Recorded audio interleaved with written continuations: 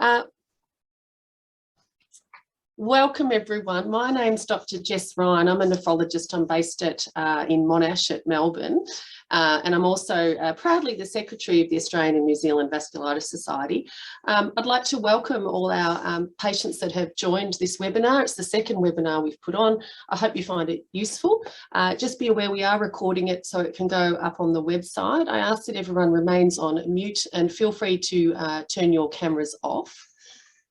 So just a disclaimer, we're unable to provide any specific medical advice about your individual situation. Please, if you have specific medical questions, ask your doctor.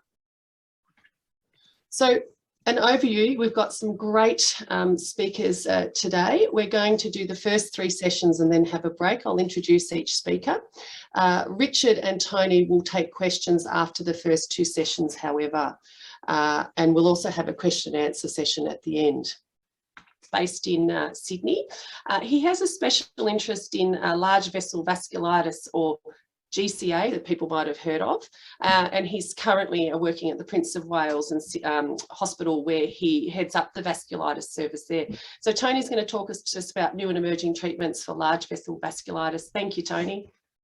Thanks, Jess, and welcome to everyone for the discussion today, and hopefully we can provide some help for you to understand your condition and understand some of the future of where we may be in 5 years from now in terms of the treatments. So just speaking about today, large vessel vasculitis. I'm a rheumatologist in Sydney, as Jess has mentioned, and I'll just start to get through our discussion here. So I think the first thing when we're thinking about large vessel vasculitis is understanding what we're talking about. So whereas Richard will be talking about small vessel vasculitis, and obviously with a focus on ANCA-associated, which affects the kidneys and the skin and the lungs, large vessel vasculitis really involves diseases which affect the large vessels through the body. And you can see here, I've got my pointer out here, but this is the aorta, which goes from the heart and supplies blood to the legs, to the arms, up into the head, and also the arteries of the scalp. And in many ways, when we're thinking about these conditions, we think about these large vessels really as hoses, which are supplying blood throughout the body. The next step in terms of thinking about treatments for these conditions is to understand that really the problem in these conditions is to do with these white blood cells, which are the immune system cells, which their function in the body is really to go and attack infections and clear infections from our body. However, in vasculitis, what we find is these blood vessels make a mistake and they start to attack blood vessels, which are obviously not bacteria, not viruses, not bad things, and they make a mistake and they start to invade the blood vessel wall.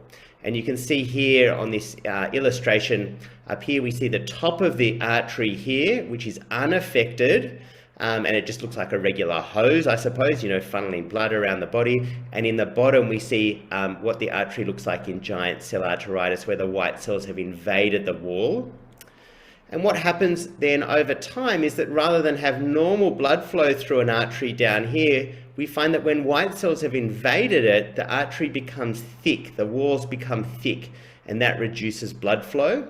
And in the context of GCA, or giant cell arteritis, often that can mean that the eyes don't get enough blood flow, and that can cause patients to lose vision suddenly, and that's the most feared complication. There are 2 diseases that typically cause large vessel vasculitis. The first one is much more common. This is a condition called giant cell arteritis, or GCA. It used to be called temporal arteritis because historically we've thought about it affecting the temporal arteries over the scalp, but really we know it involves many arteries through the body. It affects people over the age of 50, and the average age is 73. Women are more affected than men, and Europeans are more affected than people from other ethnicities. There is a sister condition called Takayasu arteritis, which affects younger people, so people under the age of 40. This is much rarer. It occurs in about 1 in a million people per year, as opposed to GCA, which is about 5 in 100,000. So it's 25 times less common. And it affects people generally of Asian and Middle Eastern predominance. So what are the two types of problems caused by these conditions? So the first is we see blood vessel walls being infiltrated, and that's what I showed you on the other slide, where we see the blood vessel walls have white cells in them, the walls get thicker, the walls get damaged, and that in GCA causes vision loss, jaw pain when people are chewing, weakened aorta. In Takaysu arteritis, this often leads to stroke and can lead people to have pulseless limbs, and it's historically known as the pulseless disease because there's not enough blood flow down the arms and the legs. The other issue that can happen in these conditions when the white cells are overactive is that your body feels like it's in a state of infection. So people often feel that they have weight loss and fevers and sweats and generally stiff and sore because the body's so busy attacking itself that it uses up all its energy, and it's very much like having the flu or having an infection. So knowing now that that the issue here is the white cells are invading the blood vessel wall, we then get to, well, how do treatments work in this condition, and what's the aim? So really the aim is to stop these white cells from getting into the blood vessel wall. And how do we do that? So we need to think about the pathways by which the white cells get in there. So we start here with white cells, and then they often release chemicals in the blood, which then cause more white cells to be made. These white cells talk to each other to activate each other and to say, yes, we're going to, attack this bug, or we're going to go into this and start to become active. And then they need an entry portal to get into the blood vessel wall. And each of these areas are potential targets for therapy. And as I mentioned before, the problem is once they get into the blood vessel wall, we get thickening of the blood vessel, we get these white cells in the wall, and that can cause problems in terms of blood flow to the vital parts of the body. So we've got two ways of stopping this from happening, or to reducing this attack on blood vessel walls. The first is what I'd call non-targeted therapy, and that's using medications which really just dampen this whole pathway here. And those would be medications such as prednisone. We then have more targeted therapies, and these are ones which attack various stages of this inflammation pathway. So it might attack the chemicals, stop the chemicals from binding to white cells. It may stop the white cell to white cell interactions. It may stop the white cells from entering the blood vessel walls. And a lot of the new treatments are these targeted therapy mechanisms of action. So I've mentioned previously GCA treatment, the historical treatment has been with non-targeted therapy with prednisone. We've given about 18 to 24 months of treatment. The disease will often come back in up to half of patients despite this. And there's a lot of problems with this non-targeted therapy because it's such a blanket way of treating it, and it has many side effects: weight gain, weak bones, infections, diabetes, problems with sleep, thin skin and bruising. So while it's effective in treating the condition, there's a lot of problems with it. Moving to some of the new treatments, I think in order to understand where they are, because obviously what we want to do is we want to use them for our treatment of our conditions, but we need to understand that there's a reasonable pathway to get to that point to make sure that they're effective and they're safe. And some of you may have been involved in clinical trials or may currently be in a clinical trial. And at the moment at my hospital, we're actually running a trial of one of the medications that I'll be speaking about today, and that's a phase 3 trial. So really what we're thinking about is that these medications get designed, then they get tested in volunteer healthy people, phase 1, to say, yep, this is safe in healthy people. Phase 2 is where things start to get more interesting. That's when these medications are used in patients with these conditions. So for instance, it's a medication for GCA being used in GCA patients. Usually these trials are about 50 patients, 50 to 100 patients, and we get a sense of, what dose should we be using? Does it look like it's effective or not? Does it look like it's safe or not in this group of patients? And if the phase 2 trial looks promising, it then goes on to a phase 3 trial, which is usually involving a number of hundred of patients at least. And this is the one which really shows, yes, it's effective or no, yes, it's safe. And if it's effective and safe, it then goes to the regulators. So it goes to the TGA, Therapeutic Goods Association in Australia, who then says, yes, this is an appropriate medication. We're going to license it for this condition in Australia. And the final phase in Australia would be to get it on the PBS, which is where the government subsidises the cost of the medication. So in terms of large vessel vasculitis, where are we up to in terms of the new treatments? So the most important one is a treatment which is already on PBS and has been since 2019. It's a medication called tocilizumab.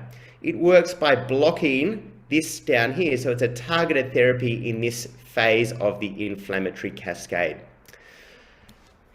There was a phase 3 trial which was published in 2017 with 250 patients. It showed the medication was safe and effective, and it's been PBS subsidized for patients since 2019. What do we know about this medication? So it's given as a weekly injection. It's given with a 6-month prednisone taper. So rather than having 18 to 24 months, as I mentioned, the historical non-targeted treatment, we just need to give 6 months of prednisone. It's effective in at least of 80% of patients. And the problem is that we only get 12 months of PBS supply. And that's because the optimal duration of therapy is uncertain. So about half of patients, it won't come back after that 12 months. Unfortunately though, about half of patients, it will come back, which leaves us with thinking about what are the options after 12 months. And before I get into here, I just want to say it's really highly personalized for your individual situation. It depends on how aggressive your disease has been. It depends on what options you have in terms of paying for ongoing medication, and it depends what your rheumatologist feels is appropriate in your particular case. So the options are to stop, watch and wait. So we can just stop treatment after 12 months, knowing about half of patients it will come back. We can continue tocilizumab. The issue here is it's not PBS funded, so it's going to cost at least $1,500, so probably $150 or so a month in terms of that treatment, which for most patients is too much of an expense. And even then, we don't know how long to use it for. At the moment, we're probably thinking about 3 years. And some patients, we use our older conventional steroid-sparing agents, such as methotrexate or leflunomide, which probably reduce the chance of the condition coming back. So all of these things need to be discussed with your treating doctor. Moving then to some other emerging treatments. So these ones are not on PBS, they're not yet TGA approved for GCA. Interestingly though, these drugs, or some of these drugs, are approved for other forms of, or other conditions, inflammatory conditions, and this particular one called secukinumab is an IL-17 receptor. You can see here it blocks one of these cytokines down here in this pathway. It is approved at the moment and used in psoriasis and used in psoriatic arthritis. However, it's not yet been proven in a phase 3 trial in GCA. However, there was a phase 2 trial which has very recently been reported in 50 patients, which showed that it probably is effective in about 80% of patients, quite similar to tocilizumab, and there's a phase 3 trial underway. Another medication is called upadacitinib. This is a medication which is already in a phase 3 trial and we should have some results in 2024 in a couple of years' time. This medication blocks the signaling in the white cell. Another medication, abatacept, again, targeted therapy working in a slightly different area of the inflammatory cascade. There was a phase 2 trial in 2017 which showed it was somewhat effective, maybe not as impressive as the 80%, so maybe 50%, but the drug company has gone on and is proceeding with a phase 3 trial which is currently underway. And finally, a medication called mavrilimumab, which again has recently reported a phase 2 trial with 70 patients, again showing that probably 80% of patients on this treatment don't flare while they're on it. So again, very promising, and they haven't yet engaged with a phase 3 trial, but I imagine one will come in the coming couple of years. So finally, Takayasu arteritis. Obviously, I haven't focused on that today. And why is that? It's really because it's a much less common condition. There's less data, and because there are less large trials, we don't have PBS access to any targeted therapy. So where do we go with this medication? So our first line, so the first choice really at the moment, is to use non-targeted therapy with prednisone and one of the other agents I mentioned before, methotrexate, azathioprine, or leflunomide, which are our conventional older type of immunosuppressive agents. There is, however, some evidence for some targeted therapies, including TNF inhibitors and tocilizumab. I mentioned tocilizumab previously with GCA. And there's some emerging evidence for a medication called tofacitinib.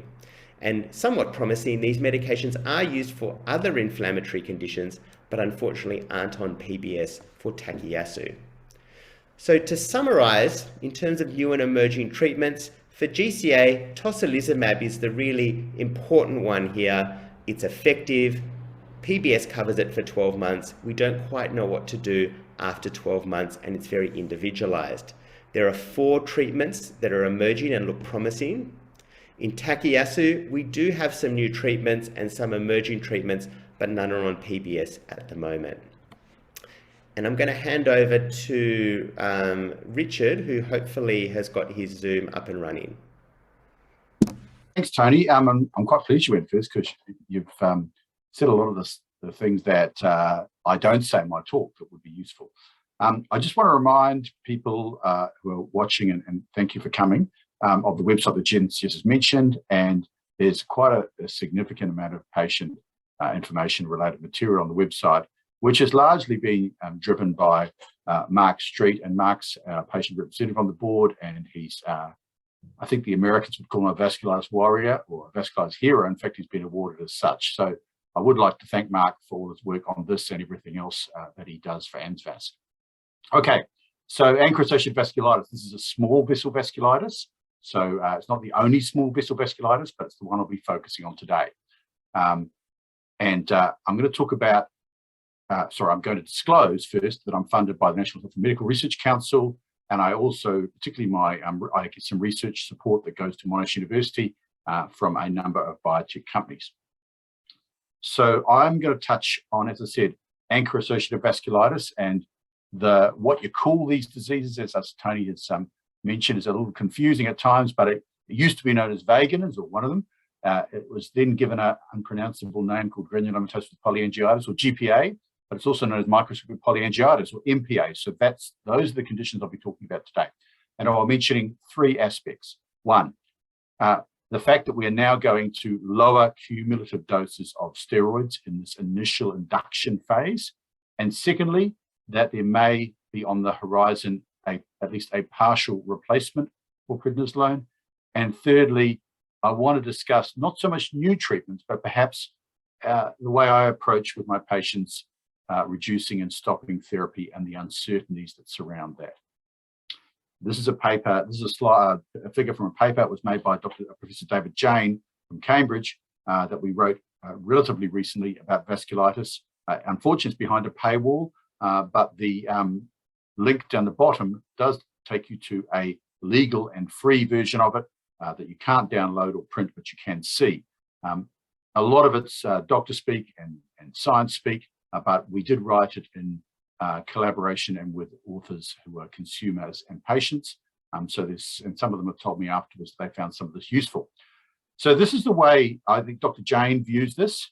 And I just want to take you through it very briefly so we know we're speaking the same language.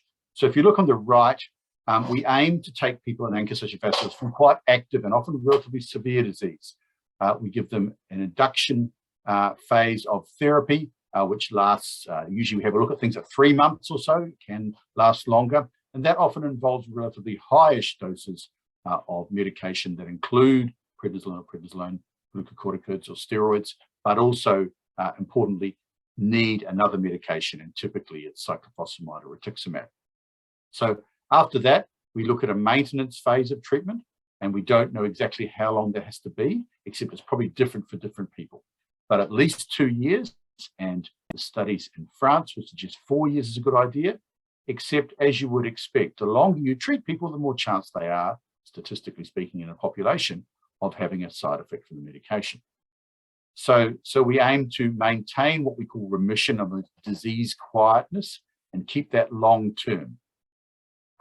And basically, people with this condition do need long-term, indefinite long-term follow-up, even if it's only every 6 months or a year or so.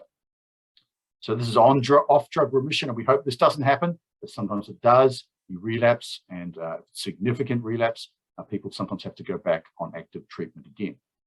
So I want to talk about induction therapy. This is the getting people well, and some of you may have been through induction therapy.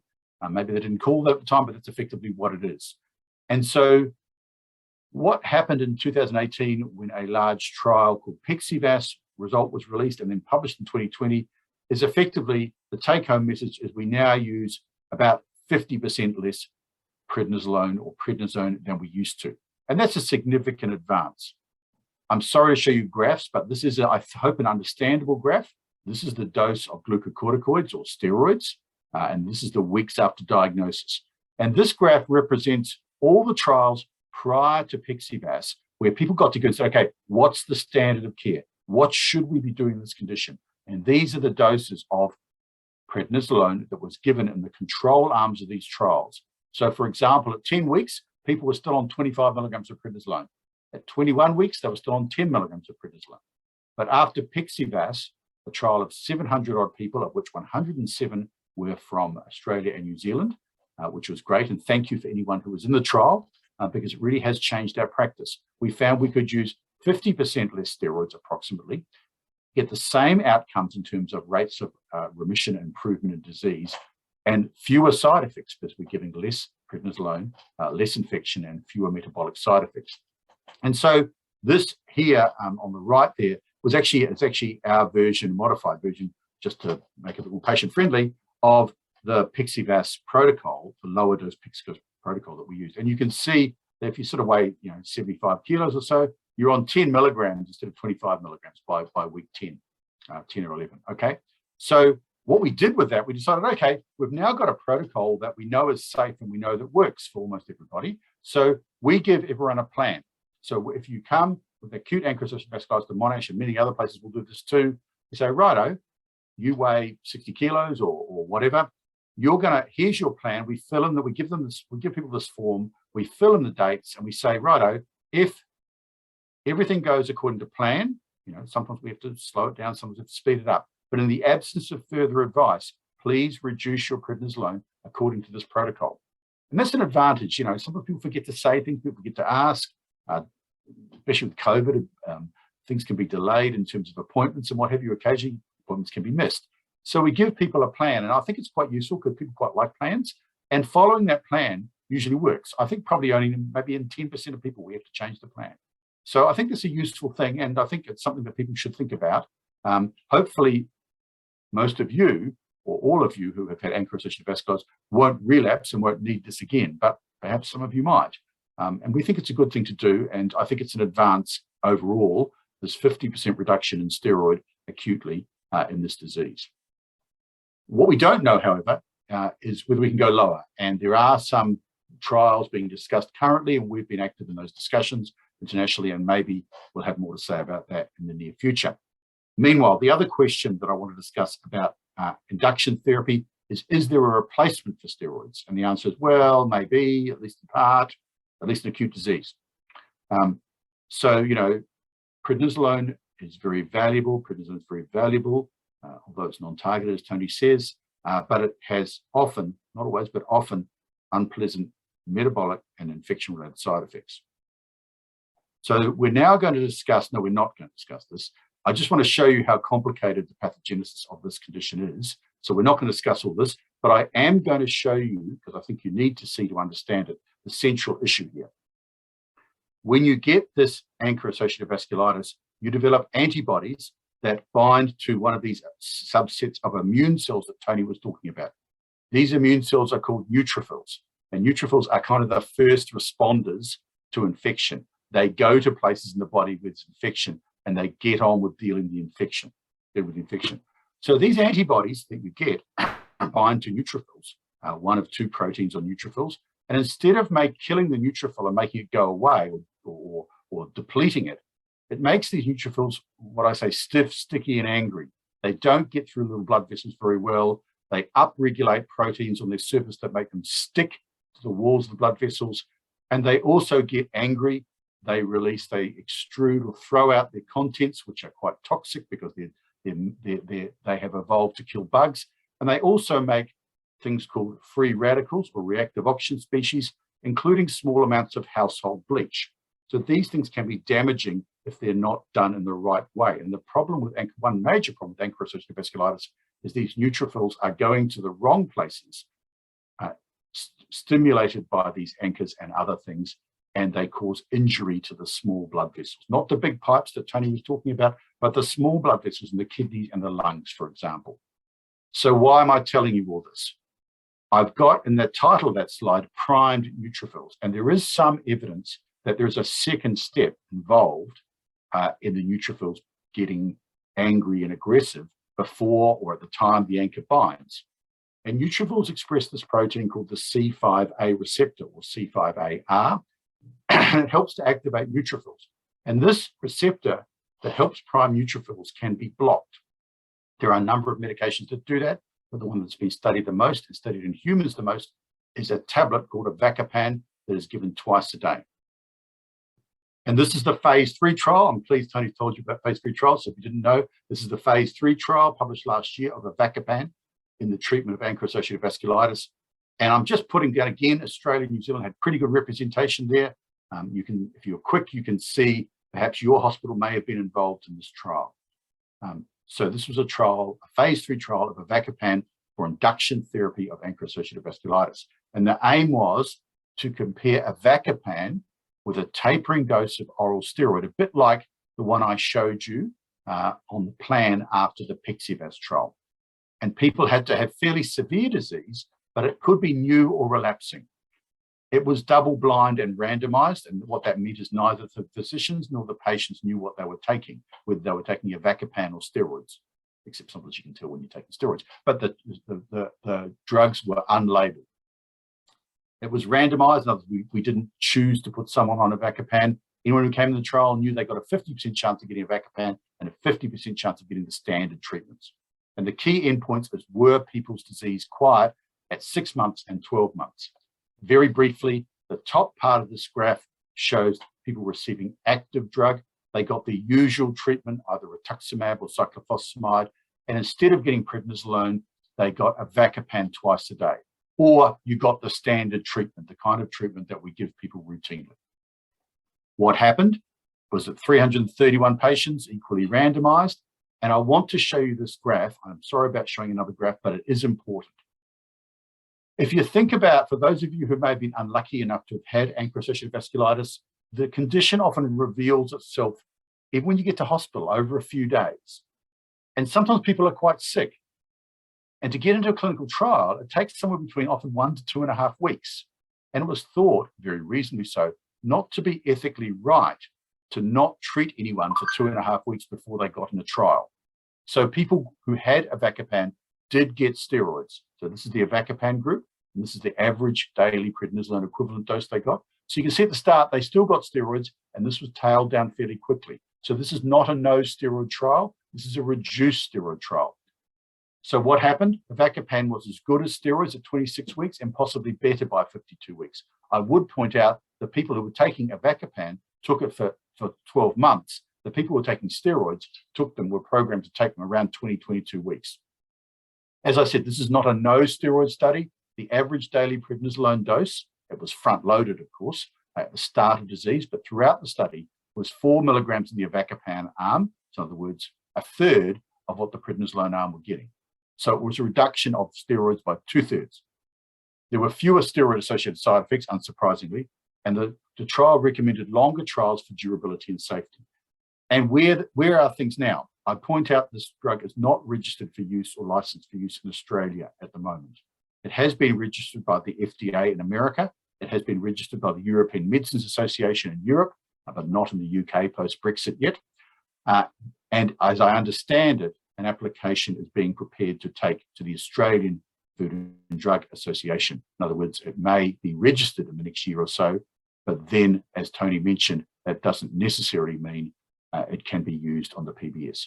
And unlike some of the drugs that Tony were talking about, which are very useful, and we've used in vasculitis to repurpose them, this is a new drug.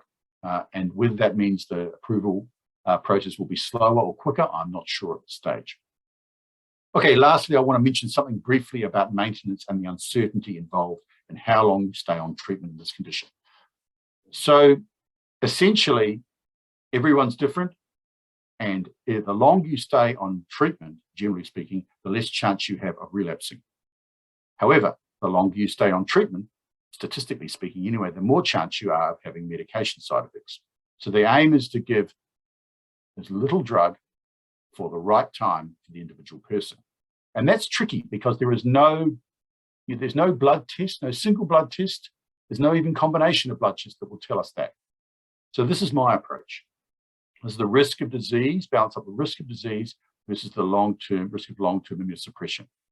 And there are things that favor continuing treatment, and there are things that favor stopping or reducing treatment. And the first thing I think about is, what does the patient want? So I often, after a while, Jess, Ryan, and I and others in the clinic get an idea of whether patients really hate taking medication or whether they're really worried about disease relapse. And that's important because at the end of all this, I tend to give a recommendation that's really strong, that's moderate, that's weak, or the sort of we could do it either way type of thing. So what are the things that might favor one or the other? Things that might favor continuing treatment would be people who have had previous relapses.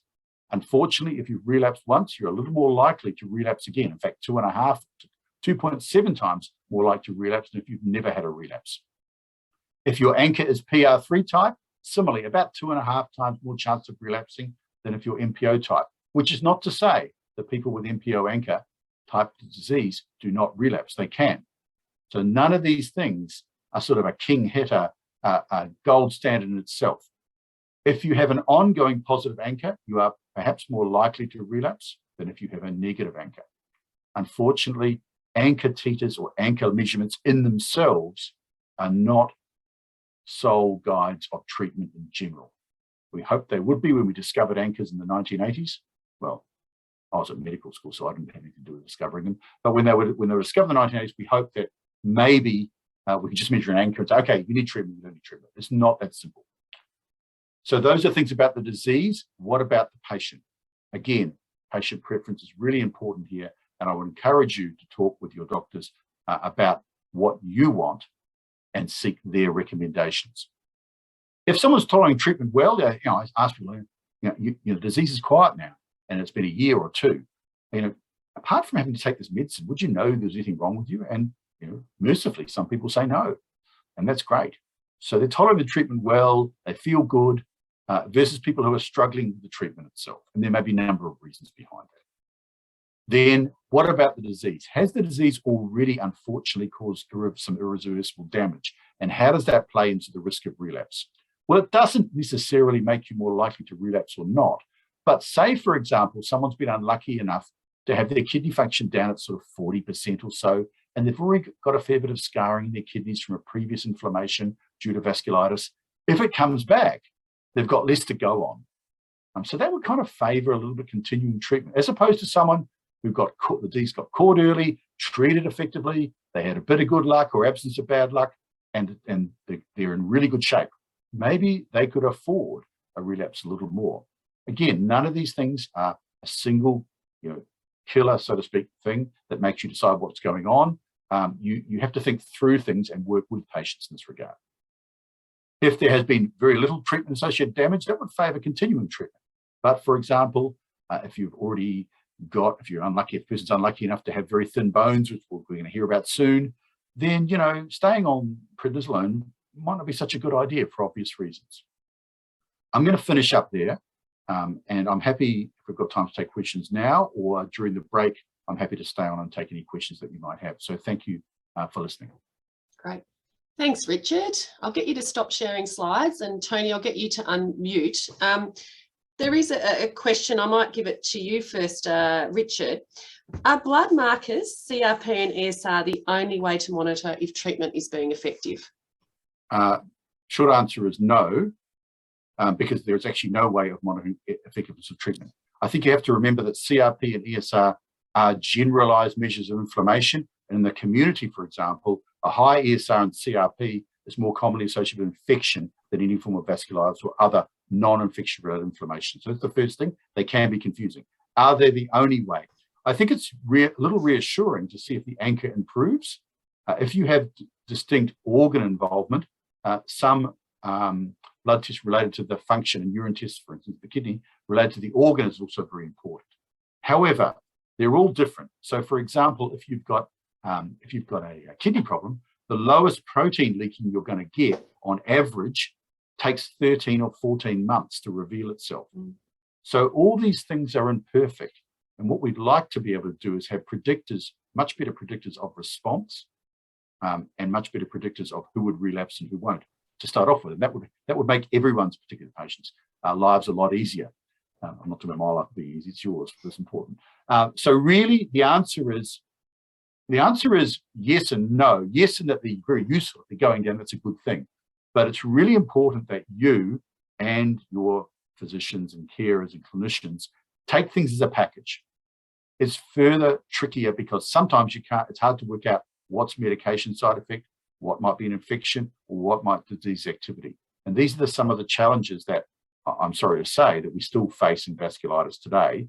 But I think my view on this is generally best people know what's going on and know about the challenges rather than be blissfully ignorant. So the bottom line is I think ESR and CRP are important, but no, they're not the only things.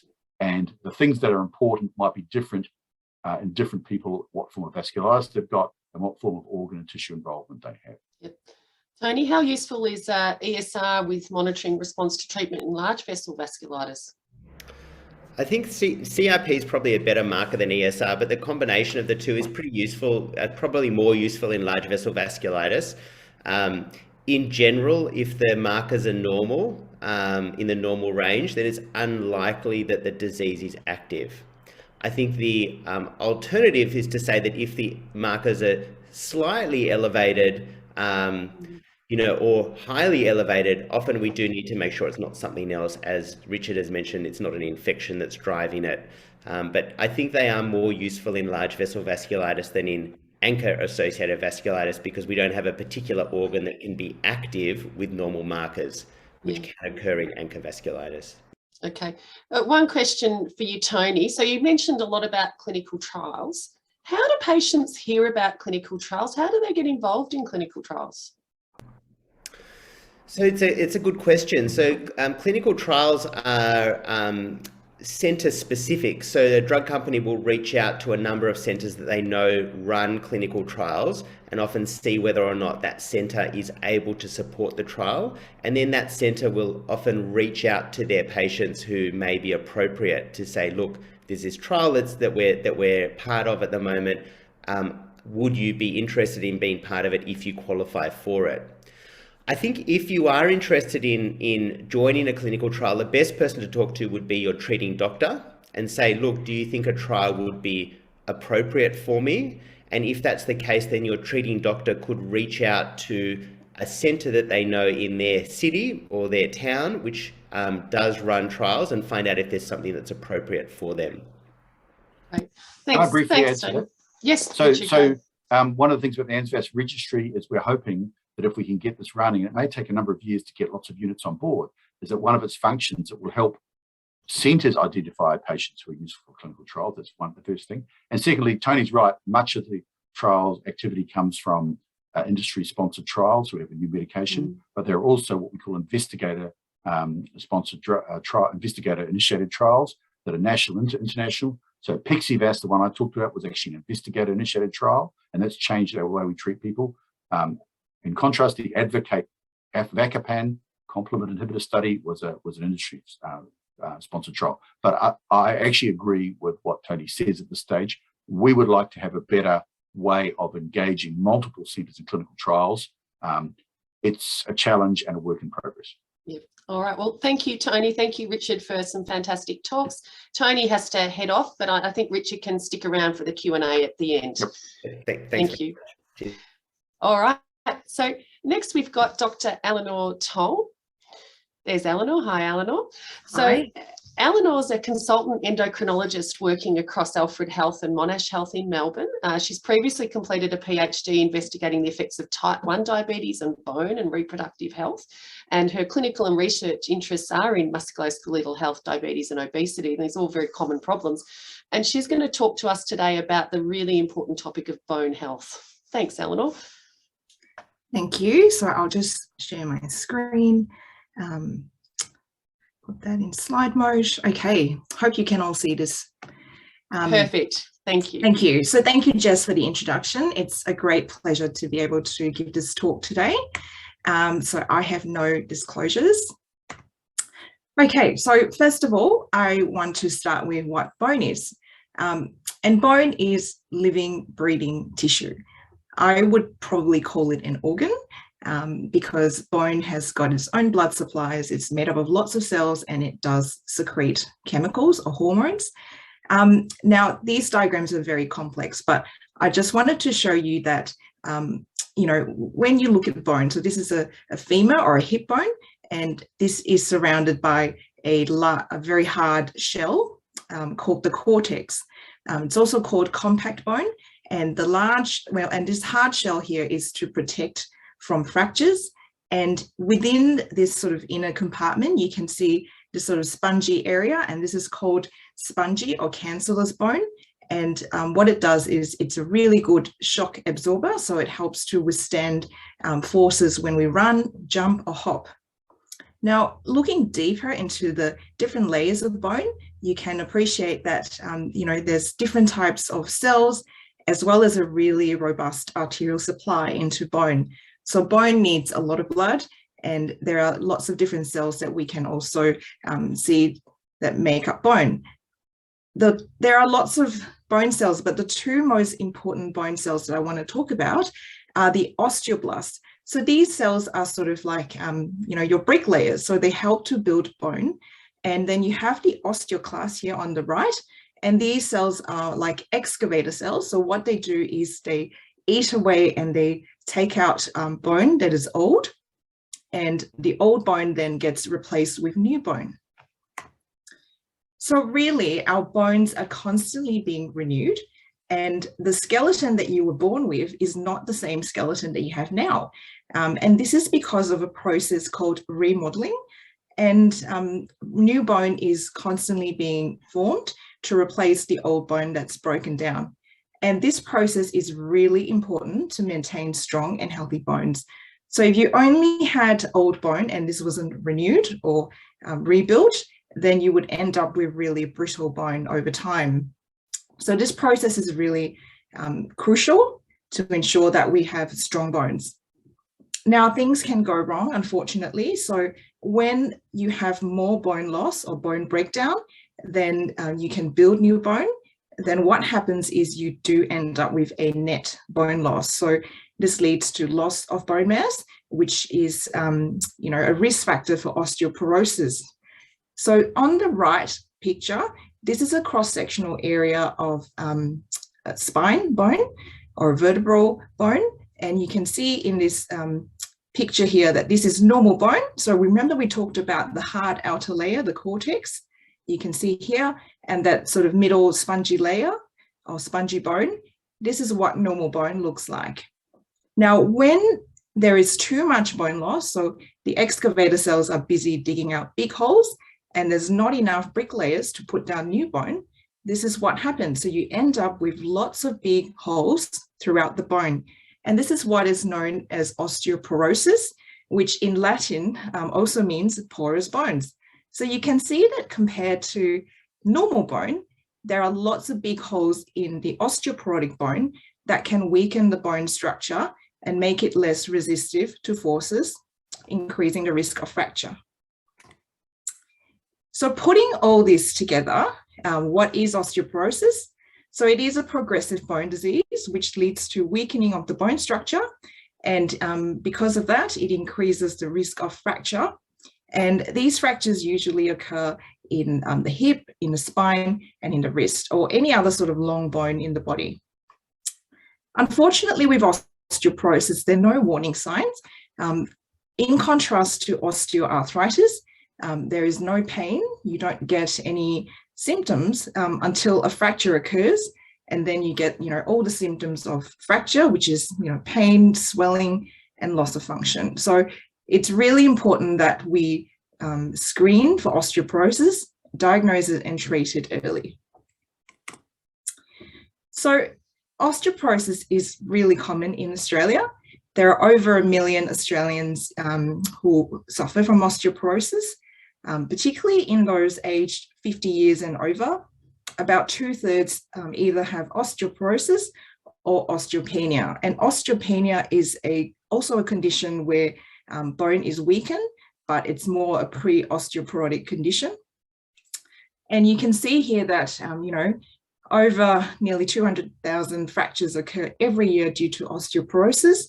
And to prevent fractures, it's really important to make sure that we pick up osteoporosis and treat it appropriately. Now, osteoporosis can be diagnosed in 2 ways. The first way is to do a bone densitometry test called a DEXA scan, or the other way is if we don't have imaging, we rely on the fracture history. So if someone has had a fracture that is associated with minimal trauma, so if they've had a fracture from falling from standing height, or if they've tripped and fell and fallen, that is considered a minimal trauma fracture. So if someone's had a fracture from a car accident, or if they've fallen off the roof, that's not considered a minimal trauma fracture. So a DEXA scan, shown here below, it's very similar to doing a chest X-ray. And you lie down, and this machine will then move from head to toes. The sites of interest that we look at are the hip and the spine, usually. And what we get after that is a report of how dense the bone is. So this is a picture of someone's hip, and this would typically be the left hip. And this is the area that we look at, which is the neck of the femur. So that's the thinnest part of the femur that is more prone to fracture. So once we are able to calculate how dense the bone is, and this is measured in terms of grams per centimeter square, so based on the cross-sectional area that we can calculate, the machine then churns out some numbers, and you're given a score called a T-score. So there are several different sort of ranges that we have. So anything above -1, so the more dense your bone is, the stronger it is. So anything above -1 is considered normal, shown here in the green. And if your T-score is between -1 to -2.5, that is called osteopenia. So osteopenia is the condition that occurs before someone develops osteoporosis.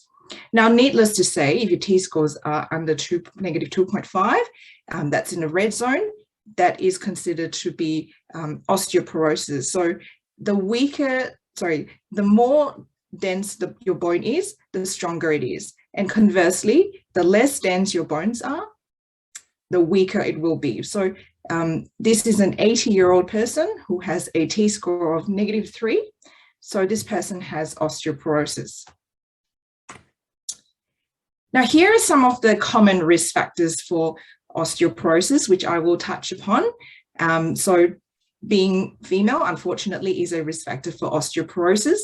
The reason is because a lot of women go through, well, not all women go through menopause. And when menopause occurs, estrogen stops being produced by the body, and the loss of estrogen can be very detrimental to bone, and this increases bone loss. Now, smoking is not good for bones, as is having a very sedentary or inactive lifestyle. Getting older, unfortunately, it's not good news because there's a lot of wear and tear in bones, and sometimes this means that bones can get more brittle as you age. The other thing as well is osteoporosis can be hereditary. So if there is a family history, so if you have a parent or a first-degree relative with osteoporosis or a hip fracture, that does increase your risk of osteoporosis as well. In men, this is quite uncommon. So it's uncommon to see osteoporosis in men.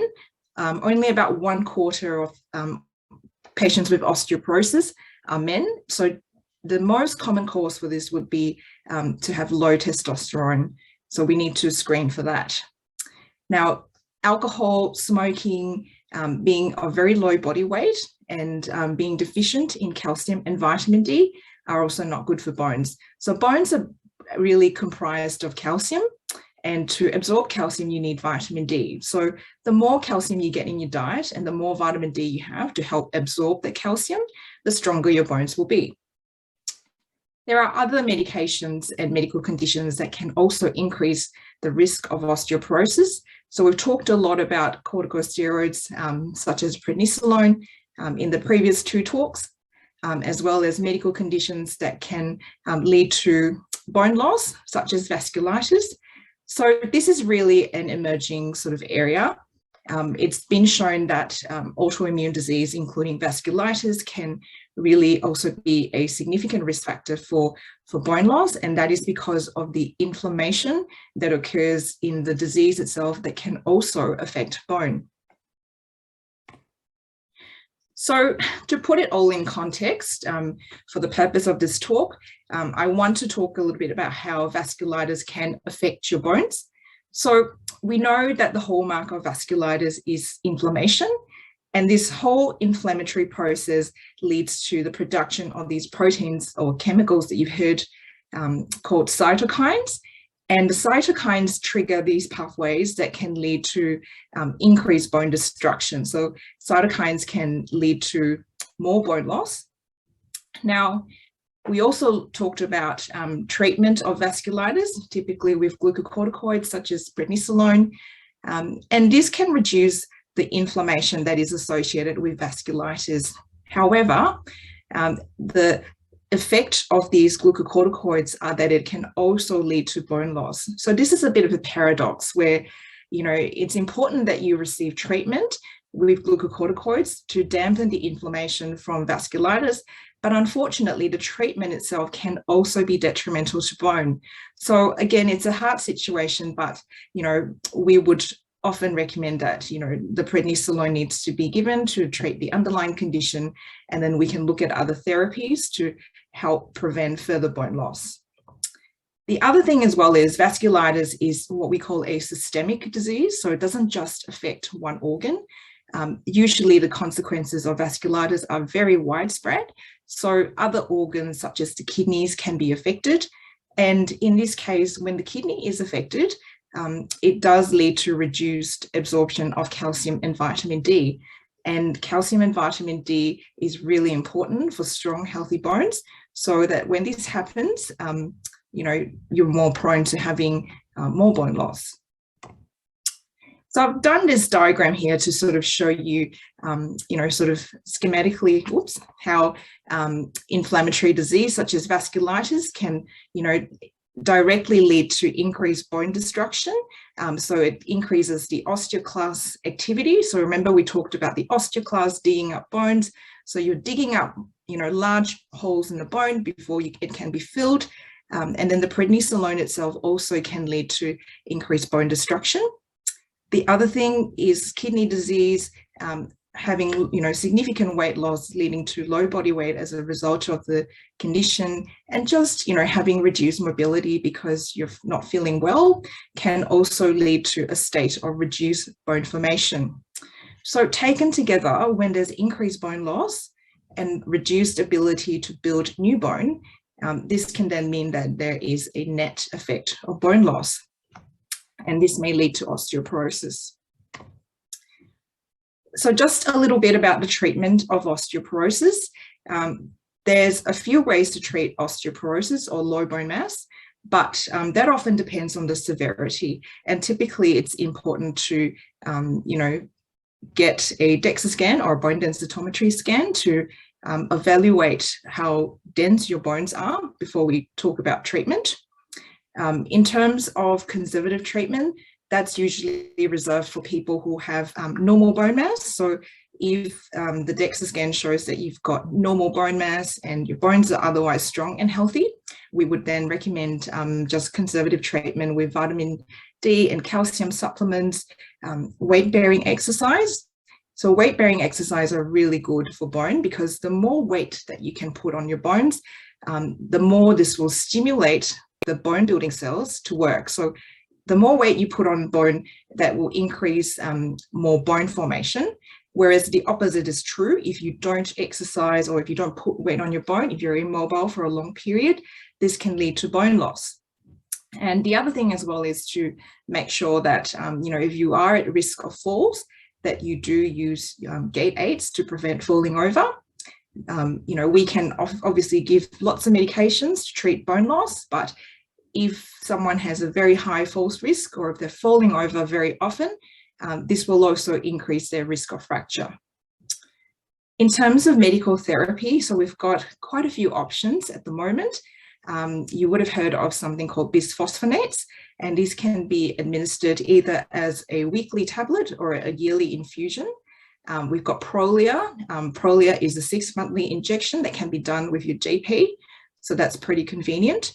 So bisphosphonates and Prolia do actually work by preventing bone loss. So they stop the bone, the osteoclast from being active. So these two medications here prevent bone loss, but they don't actually build new bone.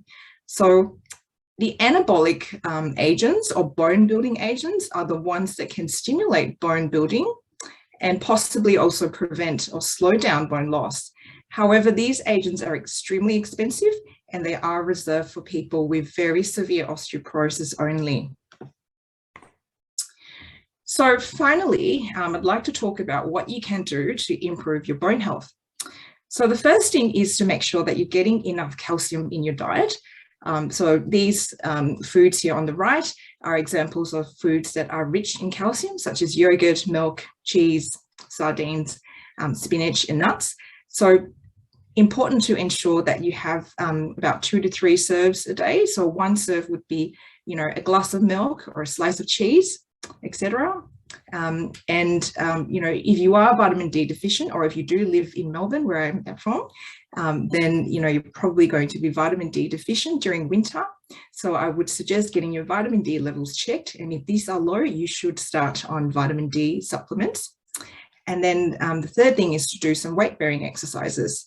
So it's probably important to consult with either an exercise physiologist or a personal trainer if you're new to all of this, to sort of start building up slowly if you've never exercised before. So such as step-ups, squats, and strength training can be really beneficial for bone health. And finally, if you do smoke or have a heavy alcohol intake, I would strongly encourage to quit smoking and to reduce your alcohol intake. Obviously, if you do have underlying medical conditions such as vasculitis that can put you at risk of osteoporosis, this needs to be treated. Again, speaking to your doctor about doing a bone density scan might be quite appropriate if you feel that you have several risk factors for osteoporosis, such as, if you have vasculitis and if you've got a family history of osteoporosis and you're female, you should probably think about having a DEXA scan. Or if you are going to start on long-term glucocorticoids or prednisolone, and by long-term, I mean over 3 months or more. And so if you are starting on moderate to high doses of prednisolone for over 3 months, you may be eligible to be on preventative treatment for your bones. And this is if you have osteopenia or osteoporosis, you should be on medication to prevent further bone loss. So just to conclude, we talked about osteoporosis as a condition that is characterized by progressive bone loss that leads to weak bones that can increase the risk of fracture. We talked about how vasculitis can negatively impact the skeleton in many different ways. And last but not least, addressing the risk factors for osteoporosis and, diagnosing this condition early and treating it appropriately can reduce your risk of fracture. So I'd like to thank you all for your attention. I'm happy to take any questions. Great, thanks, Eleanor. I've got a question for you. So are the DEXA scans funded for patients, or would they be out of pocket? Yeah, so that's a really good question. I meant to touch on that, but so there are certain populations, for which the DEXA scan is actually subsidised. So if you are over the age of 70, or if you've previously fractured, or if you have certain conditions such as, low estrogen or low testosterone or celiac disease or kidney disease, you can actually get that done under a PBS subsidy.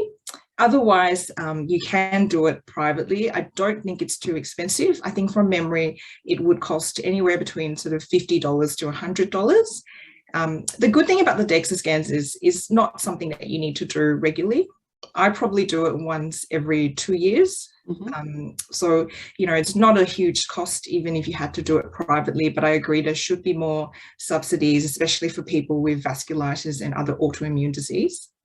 Yeah, but I know with the patients we see in our vasculitis clinic, most of them would qualify under one of those item numbers and should get access and not be out of pocket, hopefully. Absolutely. All right. Thanks, Eleanor, for a great talk.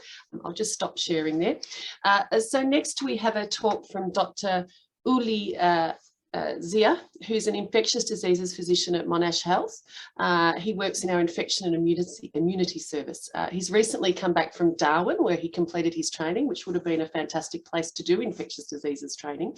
And he has a very strong interest in translational infectious diseases research. So thank you. We'll get started. So I think I might be showing the wrong screen there. Just let me try that again. While we're just getting the slides, we're getting some fantastic questions coming through the chat. Keep them coming, everyone. We'll address them at the end. All right, what's going on there? Let me try.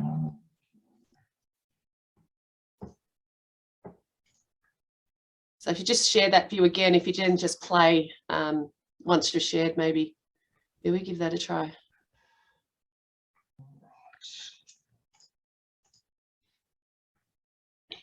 Now, I was in the wrong screen on mine. Sorry, just give me one moment. Oh, that's okay. Even after the 2 years of doing Zooms, we're all still not the best at it at times, I must admit. It's amazing because it works while you're testing and then you try and do it and then this happens. Right. Murphy's Law. So what if I just share my desktop maybe? And then, yeah, and then if you just play. That's better. Perfect. Go. All right. So thank you to the organisers for having me here today. I'd also like to take this opportunity to acknowledge the traditional owners of the various lands on which we're meeting today. I myself are on the lands of the Wurundjeri people of the Kulin Nation, and I'd like to acknowledge their elders past, present and emerging.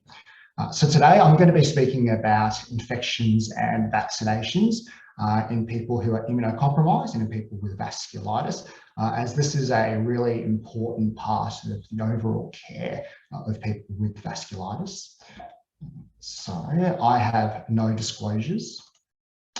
And a brief outline of what I'm going to cover today. So I'm going to try and keep it really broad concepts. So this is quite a complex area which we're still learning a lot in, but I'm going to touch on why infections are important in people with vasculitis, and in a clinical context, how we try and determine the risk for infections for people with vasculitis and on immunosuppressant medications, and the various strategies that we can try and implement to reduce the risk of infections. And then finally, some of the future directions of how we might be able to improve care in this space.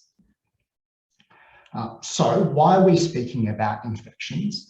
And so this is complex interaction between the vasculitis disease itself, the various medications that we use to treat vasculitis, as well as infections. And so on this right-hand side here, this is just a little diagram to try and point out that in various different vasculitides, that it affects various different organs in the body, which increase the risk of infection. And in fact, vasculitis itself can have a direct impact on how our body fights infections and increases risk on its own.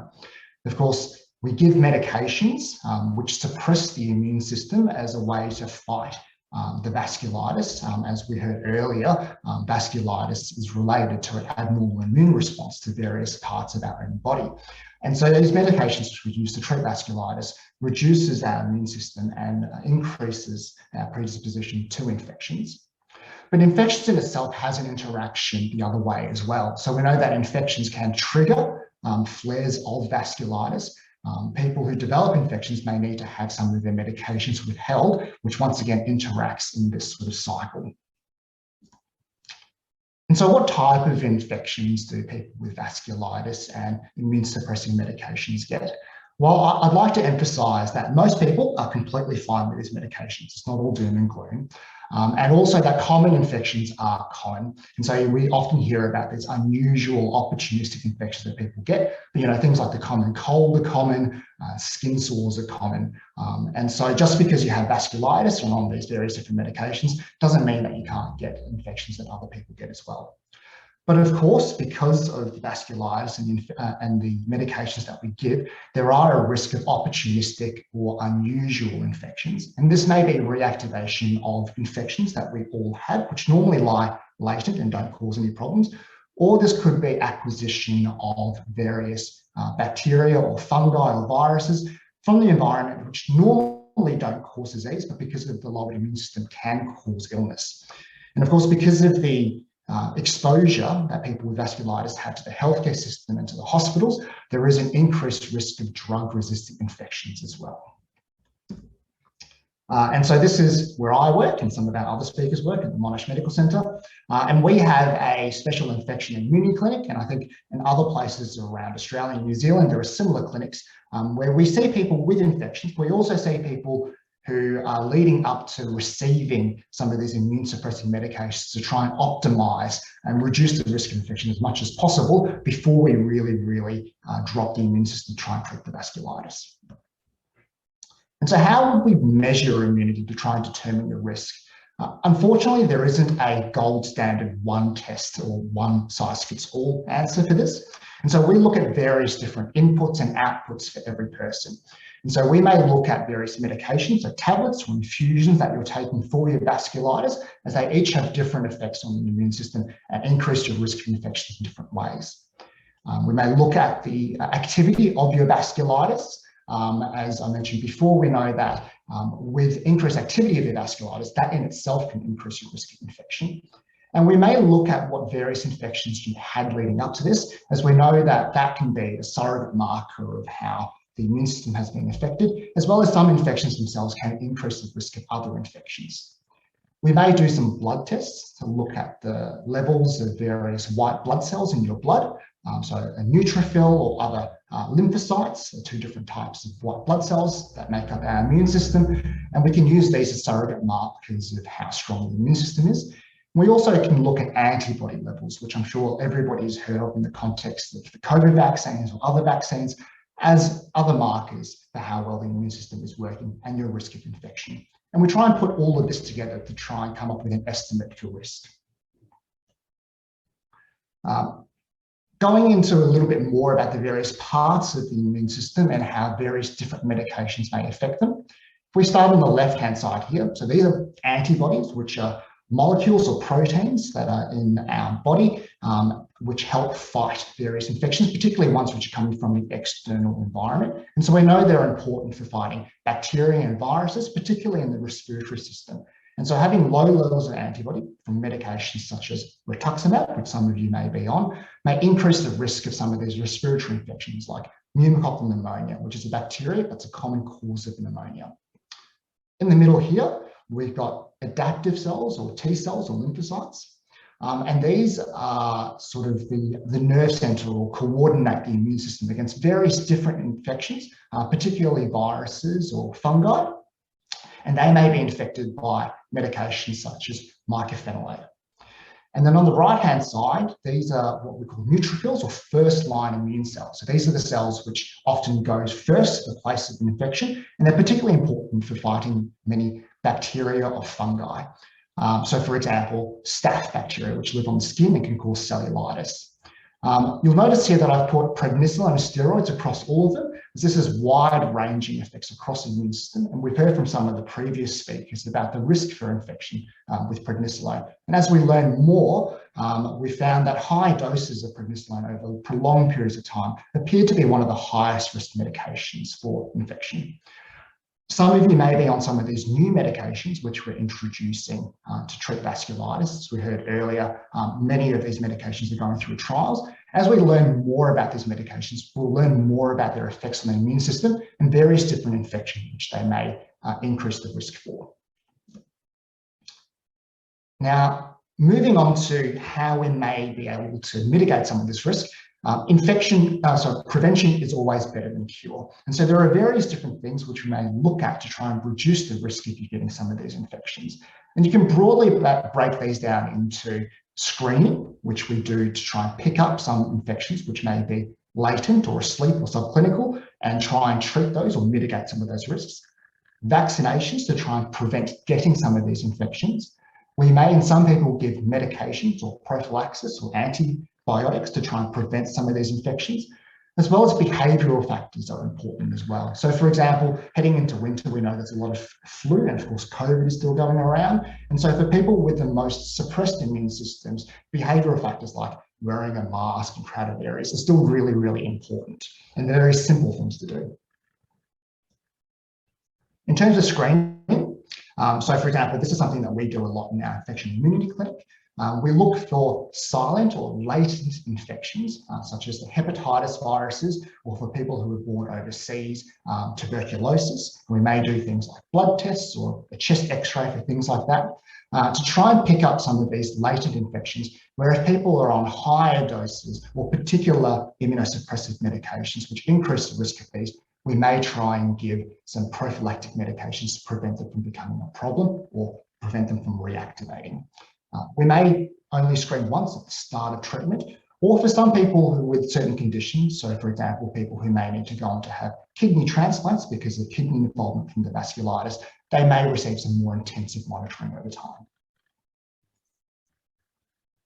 Moving on to prophylactic medications or antibiotics, a common one that we may give, or your treating physician may give, is trimethoprim sulfamethoxazole, or more commonly known as Bactrim or Septrim for their brand names.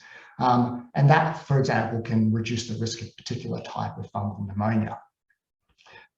But we need to weigh the risks and benefits of getting these medications, and so we don't give it to everybody.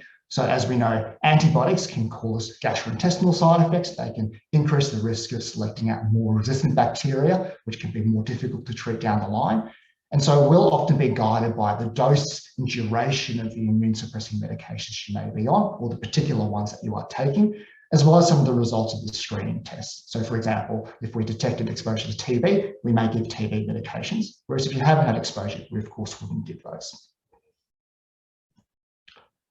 In terms of vaccinations, I'd like to emphasise that routine vaccines are really, really important as well. So it's not necessarily any special vaccines for people with immune suppressing medications, although I'll touch on a little bit later some of the differences we have for COVID vaccines. But routine vaccines are really important as well. And this includes a yearly flu vaccine. And we've seen that after the last couple of years of lockdown and closed borders, that now that we're opening up, flu is really, really taking off this year. And so people may have heard things about, the flu vaccine is not very good, it doesn't prevent infection. But even in years where the flu vaccine has a little bit lower efficacy, 20 or 30% of preventing infection, we still think that it's really, really good at stopping severe flu, so ending up in hospital or intensive care. And so I would encourage you all to try and get the flu vaccine early this winter. Other vaccines we may recommend for certain people is a pneumococcal vaccine. You may remember before I was talking about pneumococcal pneumonia, a bacteria which is a common cause for pneumonia in the community. We have a vaccine for that. It's often recommended for people over the age of 70, but for people on particular immune suppressing medications or very high doses of immune suppressing medications will recommend getting the pneumococcal vaccine as well, which is actually 2 different vaccines given at least 2 months apart. I would encourage you to speak to your healthcare provider about this first, because it's not always funded under the National Immunisation Program. And so if you elect to have this, you may be out of pocket. It can sometimes cost around $200 or $300 for the 2 doses. We may also recommend some other vaccines in particular circumstances, for example, the shingles vaccine, but that's really on a case-by-case basis.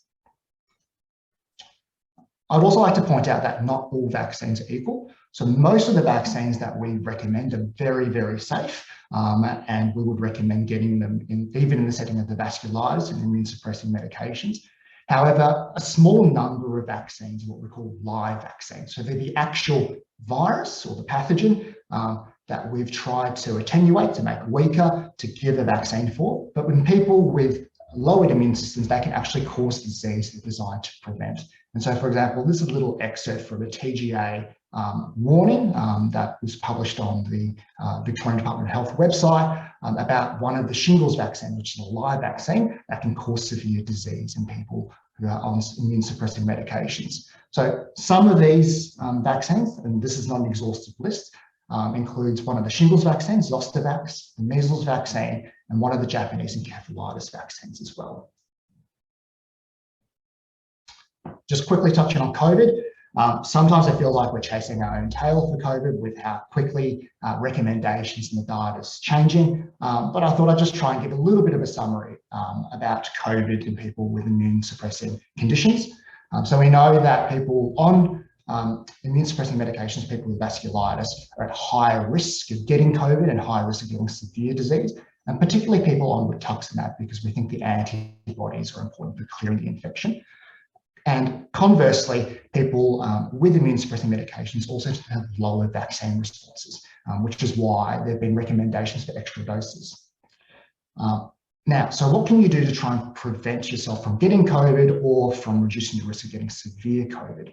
So this I've adapted from the recommendations from the Department of Health website, but of course things do change all the time, so I'd encourage you to speak to your provider. But in general, the difference in people with immune suppressing medications is that for your primary course of vaccination, instead of 2 doses, it's actually 3 doses of vaccine with various different timelines depending on which ones you've gotten for your primary course. And then there's a recommendation now for 2 boosters after that, making up 5 doses in total. The first booster we recommend at least 3 months after completing your primary course of 3 vaccines. So this is actually your 4th dose. And then the 5th dose, which is the second booster, is given then another 4 months after that. In terms of treatments, if you do get COVID, so I encourage you that if you do develop symptoms, get tested early, because if you develop symptoms, we now have very effective treatments that can be given early, and they're only effective if they're given within the first 5 to 7 days. And so if you get tested and test positive, please have a discussion with your healthcare provider, because these medications are now available and they're very, very effective at trying to prevent people from getting severe disease and landing up in hospital. Also, hot off the press is this new preventative medication called Evusheld, which is an antibody treatment that is given approximately every 6 months through intramuscular injection for people who may not respond to the vaccine as well. So people on high doses of immune suppressing medications. And it's probably about 80 or 90% effective at preventing people from getting COVID. Various different healthcare systems are trying to roll this out at the moment, and so availability may be a little bit spotty. But if this is something you may be interested in, I'd suggest you have a discussion with your healthcare provider about potential availability for this and whether or not you may qualify for this. So, for example, people who are currently on rituximab or people who are on high doses of cyclophosphamide are on the priority list for consideration for this particular treatment. And so moving on to sort of give a broader overview about what might be coming around the corner. So as we learn more, we're trying to get a better understanding of the risk of infections with various different immune modulating medications. And with these new medications coming around the corner, which are more targeted and potentially better at treating your vasculitis, we're working really hard to try and understand the effects on the immune system and the risks of infections or particular organisms you may be at risk from for these new medications. People are also working on better tests to try and determine who needs prophylaxis. So a better marker of how well your immune system's working and your risk of infection. So we can target some of these strategies that I've mentioned to try and reduce your risk. We're also working hard with new studies about how best to give you vaccines sort of around your immune modulating medications, or coming up with better vaccines. So some of these, for example, the new shingles vaccine, Shingrix, is an inactivated vaccine, which is safe to give in people who are on immune suppressing medications. We're also working on getting better medications against difficult to treat infections, where at the moment we're giving very long courses with medications with a lot of side effects. And so we're trying to come up with better medications to treat people who do get some of these more unusual opportunistic infections. These are just a couple of good vaccine resources that I've found, which I found are particularly more accessible to people with less medical jargon. So they're designed for the public and consumers. So one's the Melbourne Vaccine Education Centre, or the other one's the National Centre for Immunisation Research and Surveillance. And they've got particular sections for patient information. Some of them are still under construction, but for example, their COVID sections are very good. And of course, you know, if you've got questions, speak to your healthcare provider. They're going to be your best port of call, as they know your particular situation and they know you best. Right. I might have a minute for questions, but that's the end of my talk. Thanks, Zoe. That was fantastic. We might do questions at the end, if that's okay, if you're happy to stick around. I might actually have to head off. So. Or in that case, I might ask a question for you. So depending on where someone's born, are there any considerations? You know, are there certain people at higher risk of these particular latent infections? Yes, certainly. So two of the latent infections that we look for in particular, because we can do something about them, are the hepatitis viruses, so particularly hepatitis B or hepatitis C, and HIV as well as TB. For people who are born in Australia, particularly recently since the introduction of the vaccines, it's very, very uncommon for them. We'll often still screen for them, but we know that people born overseas, so particularly in Australia, in our context, we have a lot of people who were born in Southeast Asia, for example. There are much higher rates of hepatitis virus infection or tuberculosis infection. And so we would be particularly keen to screen those people before they start their immune suppressant medications. Yeah, okay. And also, you know, what advice would you have for people who are looking at international travel, who are perhaps on long-term immunosuppressive medications? Yeah, so depending on where you're traveling, there are, of course, different risks for various infections. So, for example, a common thing that people get from travel consultations is medications for malaria prophylaxis. And so that will really depend on where you're traveling. But I think, of course, you know, counselling about what to do for sick day plans if you're going overseas is really, really important. So, you know, making sure that you've got your health insurance in place in case, you know, you become sick overseas, as well as making sure that you've got an adequate supply of your medications before you go. Okay, and there is a question about someone due to have rituximab and the second, I presume, COVID booster due to.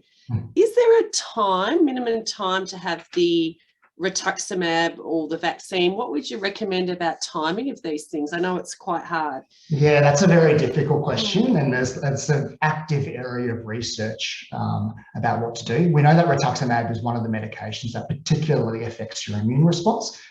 There are obviously different paths to the immune response, but if you're just looking at antibody levels, rituximab appears to have a particularly large effect for the COVID vaccine. Part of this will also depend on your disease severity, of course. So we would always say, if you need your rituximab for your disease, make sure you get it. If possible, if you can get your vaccine 1 to 2 weeks before you get your next rituximab dose, that's the ideal timing. But you know, if you can't do that, because of the number of doses that we're giving, and because the COVID vaccine still stimulates other parts of the immune system, I think if you need your rituximab, just get it. Yep, and of course there's always Evershield now, which we're all just trying to get our head around. How does it work actually? So it's 2 different antibodies which have been modified so they hang around longer. So most of the antibodies that we give, so people who might be on IVIG, for example, or immunoglobulin, that sort of sticks around for a month or 2, whereas these ones have been engineered to stick around for 6 months or longer, and they block the spike protein on the COVID virus to try and prevent them from entering the body. They do appear to work against Omicron, but potentially at a slightly lower level. So you may have seen overseas, the FDA in America are recommending a higher dose. That's not approved here in Australia. We're still giving the regular dose. And of course, it may not have activity in the future if new variants emerge. But at the moment, we think that it's still a very good medication, particularly for people who are at the very highest risk of not responding to vaccines and getting severe COVID. So these in people that have, as well in people that are vaccinated, they'd still be potentially eligible. Yes, definitely. Yeah. All right. I think for everyone, just sort of watch this space over the next, month or two. All right. Thank you so much for a fantastic talk. Thank you. Thank you. All right, so we've got our last speaker now. I'd like to welcome Dr. Tamara Street. Tamara is a psychologist who has over 20 years experience, and she's worked in private practice, hospital and in education, so the full spectrum. She's shared her knowledge through publications in journals and books and through presentations at international conferences. And she's going to talk to us about what supports are available for people. We all recognise that, a diagnosis with vasculitis, which is in some cases a long-term chronic illness, is very challenging. So I look forward to your talk. Thank you, Tamara. Thank you for that, Jess. So today I'm talking about patient support. First off, I want to just start by recognising that we all have a range of emotions and all emotions are okay. So there may be some people who feel pressure to put on a positive, face and glass half full and everything's going to be amazing. But it's much more helpful to have a realistic approach. So while we don't want to have a, glass half empty, a glass half full approach isn't necessarily the best way either. And I think it's helpful to consider it as a journey. So when you're first diagnosed, a lot of people can go through a period of shock and disbelief. We may even have a bit of denial that perhaps it's just chronic sinusitis and I'm going to get better. I don't really have that. But what we find is if we stay in denial too long, the old putting your head in the sand, it doesn't make it go away, and it can actually make your treatment process a lot harder. So while most people go through that shock and disbelief phase, it's good to keep going along your journey. Another emotion that often comes up is anger. So we often hear people when they've been diagnosed with a chronic disease or they've had some trauma or tragedy in their life is, why me? The chances of winning the lotto is slim. The chances of getting this chronic disease is already, also quite slim. Why me? And it's okay to go through that process. But again, it's not helpful to stay too long in that phase of it. We can also go through blame. So sometimes people find it easier to cope if they've got someone to blame for it, or they might feel guilt that I've got this disease and therefore it's having an impact on my friends or my family. Again, these are all normal and it's okay to go through these processes, but we want to continue to move through that journey. Other emotions that often come up include fear and anxiety. So this is quite common in the early stages, but then also we might have been diagnosed many years ago and then we have changes in the environment, such as like when COVID came along, and it's quite natural to feel anxiety at times like this because I guess it's out of our control with some things. So anxiety, and then we can get sadness and loneliness. What we know is that people that have a chronic disease tend to have a lot higher rate of anxiety and depression. So they're probably about 30%, as a rough average, about 30% more likely to experience anxiety and depression. And we also know that particularly over the last 2 years, anxiety and depression has been quite high in the community. So about 1 in 5 people are experiencing a mental health condition. And it is more prevalent for people that have got a chronic disease. So again, normal to experience this. If we can acknowledge it and then we can start to take steps to manage how we're feeling, this will be quite helpful for you. So for anxiety, we might experience panic attacks. We might have we go through like a fight flight response. So we might be having, sweaty palms, the heart might be beating faster, our breathing might be happening faster. And then we start to actually get like the actual physical symptoms. So we might get headaches, we might get sickness in the tummy. So as you can see, it's really important to look after our mental health, which we do have control over, and that will then have a real benefit to your physical health as well. Loss of control. So when we do get diagnosed with a chronic disease, we might experience changes in our health. We might experience changes in our appearance that are related to the disease or related to the medication that we're taking. There's often changes in our employment or our leisure activities. There might have been some things that we really enjoyed doing that now we feel we're a bit limited in how we do it. It can change our relationships with friends and family. It can also sometimes take a bit of a knock to our independence and our finances. So that can be quite challenging. These are real challenges. But it's not all doom and gloom. So we also know that people that go through changes, such as like being diagnosed with a chronic condition, can experience more connection with family and friends. They can experience more hope. So sometimes it's like hitting a bit of a reset button, giving us a reality check, a chance to pause, because it's quite easy for a lot of people to get on that, that little hamster wheels. We're focusing on our career, we're focusing about this, that, and we get really busy in our life. And it's not until we have, I guess, a bit of a shock about my life is changing, my journey is heading in a different path to what I'd initially planned, that we can then focus on what's really important to us in life. So sometimes it's actually that blessing in disguise. It can make us appreciate the small things, our relationship that we do have with our family. And it can also sometimes give us a new sense of purpose. It can be about, what am I going to do with my life? So it can have some really good positives.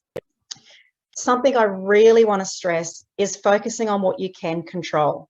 So when we're diagnosed with a disease or we have some trauma in our life, it can be really common for people to focus on, say, the disease. This is something that's happened to me. And while we can't control the event, so by the event, I mean that it can be something someone says, something that we observe, something that happens to us, such as the disease, we often can't control that. So while we focus on that event, it delays our passing through that journey from going from anger or sadness to moving to a happier place of contentment. Just like if we had planned an outdoor party and it's forecast to rain, we can't control the weather. No amount of being sad about the weather, no amount of being angry about the weather, or doing what ifs, what if this happens, what if that happens, and worrying about the weather is going to have any impact on things in life that we can control. There's things in life that we can't control. The key empowering part here is you can control your thought. So often what happens for the general population is that the automatic thought that pops up is typically an unhelpful one. We don't have to accept that unhelpful thought. Okay, so if an event happens, such as we get a chronic disease, and we have an unhelpful thought, which might be blame or, anxiety, all this is out of my control, I can't do anything. We take on a victim kind of perception of it. The feelings that we have associated with that, which is when we move into the reaction, are often sadness or anger or grief. And then that impacts on how we behave. So we might withdraw. So if we're operating from thoughts of fear, we might stop doing the things that we enjoy. We might stop catching up with family because we might catch COVID, or, something bad might happen. I can't do what I used to do, therefore I'm going to withdraw from a lot of things, okay? Alternatively, if we have a more helpful thought, which is based around problem solving and focusing on what we can do, then we're going to feel more in control of the situation, and we're going to live our life with a lot more purpose, okay? So while we can't necessarily control things in life, such as having a diagnosis of vasculitis, we can control the thoughts that we have. So if you catch yourself having an unhelpful thought, try to challenge it, try to have a more realistic view of it, because we can get stuck going down little thought holes, such as that what if. That happens a lot. Once we take charge of the thought, then we can determine the reaction that we have. So that's why I say always try to focus on what you can control. If you can't have any impact, you're just using up a lot of your energy. Try to focus on what you can control and problem solve. Acknowledge and empower. So a lot of the anxiety and the depression that we experience is associated with uncertainty. So we don't know what the future is going to hold for us. We can focus on that, or we can focus on gaining more information. So the more we understand our disease, we understand the strategies that we can use to help us along that journey, the more empowered you're going to be, and you're going to start to be able to take some steps to optimize your health. So it's about bringing back control to you. So talk to your GP, talk to your specialist, get in touch with the Vasculitis Foundation under that patient webinar, under the patient approach, and really make the connections, empower yourself. We've got coping strategies. Some can be healthy, others can be unhealthy. So some people will turn to smoking or drugs or alcohol to cope with situations when they're feeling quite challenged. This is actually going to have a negative impact on you. So where possible, we want to try and choose to eat healthy and, hydrate with water to, again, create that best opportunity for us to thrive. We want to be active. What we find with people when they're feeling anxious or depressed is they tend to withdraw from the things that they used to enjoy. That just maintains the depression or the anxiety. So we want to try and move our body, get outside, get some fresh air, try to find activities that you find are pleasurable and enjoyable, and then take small steps. So stick within your comfort zone and just kind of gradually increase that, because the more we're doing the things that we enjoy, living that physical, active and healthy lifestyle, the better it's going to be for us. Sleep is something that I think is underestimated for a lot of people in terms of the impact it can have on us. If we're getting good quality sleep, it improves our physical health and our mental health. It's also going to improve our immune system. It's going to allow us to concentrate and just have a much better approach to life. Clear your mind. So this can be done through activities such as yoga or meditation. It doesn't have to be something formal. It's just about taking a moment to stop and be in the now. So rather than focus on what's happened in the past, what's going to happen in the future, because a lot of these things we can't control, just take a moment to ground yourself on the here and the now.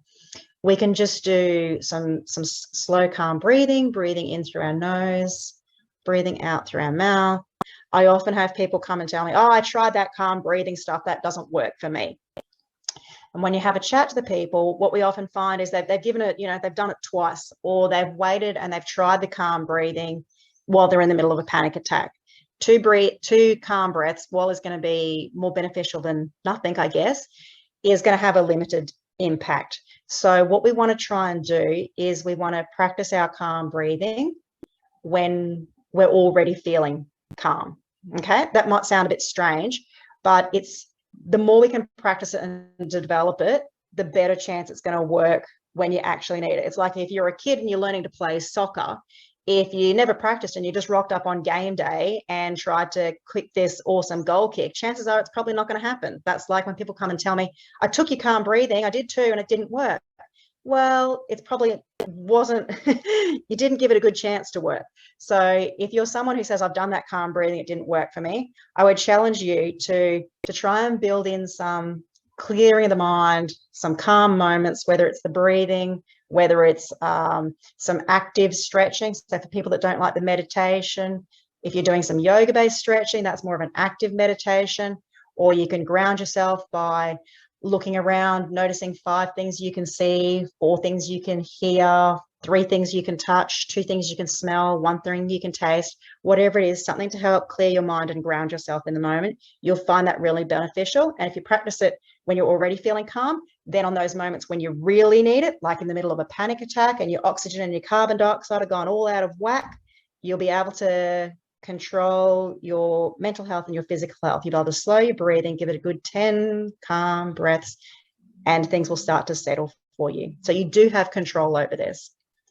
Take the medications if they're prescribed for you, because again, it's about you gaining some control and some power over where you're heading. These are things within your control. And ask for help when you need it. This isn't a journey you have to do alone, okay? Support is going to be really important to you. So we've got our informal support. So this is things like our family and our friends. I think it's really important for us to take a moment and recognize, so as a patient, it's, you are going through all those stages, the grief, the shock, the anger, the sadness. it's also important to recognize that your family is probably also going through a similar journey. So just like we need them to be there for you, it's also great if you can be there for them as they go through this journey with you. So you're learning together, adapting to this new path that you hadn't really chosen. It's just kind of happened. But the more we can kind of help each other along this process and give them time to be able to cope and readjust to, not only are you changing your roles and your future is going to be different to what you'd probably envisaged, their future and their roles are also changing. I think it's also important to know that sometimes family or friends might want to be there for us, but it can be a little bit awkward initially. They're not sure how to approach you. Do they mention they've heard that you've got this vasculitis condition, or do we just kind of ignore the elephant in the room? I want to say, are you okay? But I don't really know how to do that. So it's important to recognize that they might be feeling a bit uncomfortable. And as much as they want to help you, they don't know how to. So sometimes if you can just let them know how they can help you, that can be really beneficial for you and for them. Keeping the communication open is really, really critical, okay? And trying to understand it from other people's perspectives. So rather than making assumptions about, you know, why they may be doing this or why they may not be talking to you, if you can keep that communication open and try and understand what they might be feeling and experiencing, will be really helpful for you to really strengthen the support that they can give you and that you can give them. And spend time with those who are supportive. So what we know is there's always some friends or, you know, acquaintances at work as you're going through these changes. Some people can be really supportive and they make you feel good about yourselves. Other times they can just be really critical and they can get you down. So spend time with people who are making you feel good about yourself. And then you've also got your formal support. So I really want to stress, it's okay to not feel okay. You don't have to put your happy face on. Everybody at times needs to ask for help. So ask for help when you need it, and know that you're not alone on this journey. Even if you do have a rare condition, there's other people in Australia, there's other people around the world that have got it. And even if it's not just connecting to people that have got similar medical health conditions to yourself, a lot of people are struggling. It might look like everybody's got their life together, but you don't have to scratch very far below the surface to find out a lot of people are going on their own journey. A lot of people are doing it tough. It may look like their life is amazing, but that's not always the case. So I think if we can have compassion to ourselves and then compassion to others, and just recognize you're not alone, okay? Just allow yourself to go on that journey. Reaching out and connecting with support groups can be really helpful. I do have a word of caution with this though. What I find with online and face-to-face support groups, you need to be careful in that sometimes it can be really supportive and you can walk away feeling good and empowered. Other times it can be really critical. And sometimes it's nice just to not be living constantly in that, you know, identity of I've got this condition. So engage in the support groups if it's making you feel good. If you just need to take a break, that's okay too, okay? And then also remember that the information you're getting from these support groups is often personal opinion or what worked well for them. So that can be really helpful, but remember it may not be reliable and it may not be relevant to your condition. So if you're wanting medical advice, always speak to your specialist or your GP, but the support groups are great for feeling like you're not alone in this journey and, you know, opening up your information to, well, I found this really helpful or I tried this. So they can be great, but just that word of caution as well. You can speak to a psychologist or a counsellor. You'll probably find for most people you're able to get a rebate for those. So if you go and speak to your GP, a lot of people can get a mental health care plan, which will give you 6 or 10, depending on your condition, Medicare rebated session. So you'll just have a gap to pay, but you'll be able to get a rebate on that. Or a lot of private health funds, if you have a private health fund, will cover psychology therapy as well. So that can be really helpful for supporting you along your journey, particularly if you are experiencing anxiety, depression, or you're just having a bit of trouble adjusting to it, or you just want to be very proactive and find out some good coping strategies and have some support in learning how to implement them. There's also mental health support services, which you can access online or via a telephone, or they've just got a whole bunch of resources that you can download and use as well. So some good ones there are Beyond Blue and Lifeline, but there's plenty out there. So that's my presentation. I've got some time for questions with the others as well. Thanks, Tamara, for a fantastic talk. So if people feel like they need to see a psychologist, how do they find someone in their local area? Are there any resources you recommend? Or so if you go to the Australian Psychological Society, they'll have a list of all the psychologists. You can go to your GP and they'll be able to recommend psychologists in the area. Or even if you just Google psychologist and your suburb, you'll get a bunch that come up as well. There is typically quite, the psychologists are in high demand at the moment, particularly over these last 2 years, because as I said, a lot of people are struggling at the moment. People that previously weren't. A lot of people have just been kind of tipped over their edge because there's only so much we can kind of cope with. And then sometimes it's just the smallest little thing that we have a big reaction to, but it's because we're already at capacity.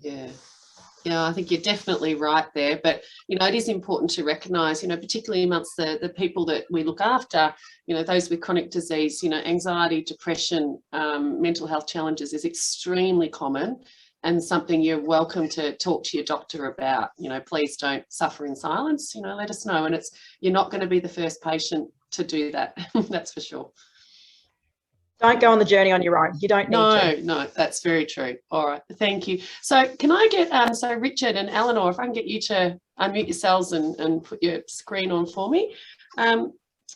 First, Eleanor, question for you about bones. We've had some excellent questions, so thank you to our audience for submitting them.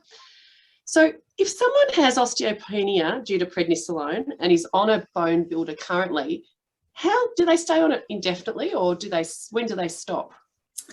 Yeah, so the idea is not to put people on medications indefinitely. So again, I didn't touch on this, but the way that the bisphosphonates work is that they slow down bone loss. But remember, we talked about remodeling. So remodeling is when all bone is lost, you know, is intentionally lost to make way for new bone. So when we're slowing down bone loss, what we're actually doing is we're slowing down what would normally happen in normal healthy bone, you know, which is that sort of clearing away of old bone. So when you take bisphosphonates for a long time, and we're talking about, you know, sort of 5 to 10 years, this can result in an accumulation of old bone, and that can actually predispose to a condition called atypical fracture. So we don't actually want to treat people for too long. We obviously want to treat when the fracture risk is the greatest, and that is usually within the first few months of starting on prednisolone.